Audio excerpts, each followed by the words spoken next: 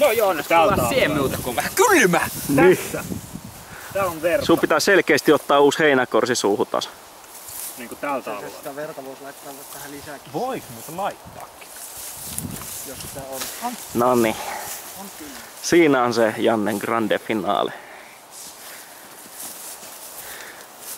Joo. Eikä edes ollut sitä hametta päällä. Ei se sattunut pahasti, että kerranhan se kirpasee, niin sitä sanotaan. Nyt on tehty James Bondit, Niin. mutta en oo kuningattaren salaisessa palveluksessa. Se saattaa johtua siitä, että meillä ei ole kuningatarta eikä tällä hetkellä edes naispresidentti. Ei. Mutta tälle meikä nyt näyttää, nyt pitäisi irrottaa nämä tekonännit tästä. Ja...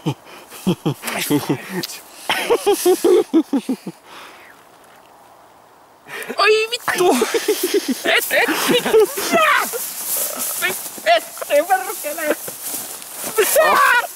Et vittuista reviit!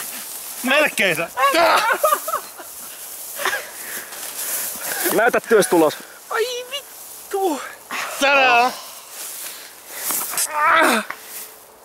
Siinä. Ja laitan nää kaapin päälle kotiin ja muistelen sitä hetkeä.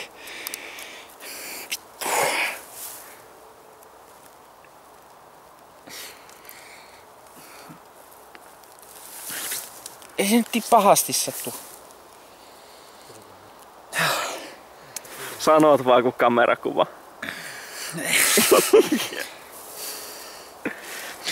En tee uudestaan enää.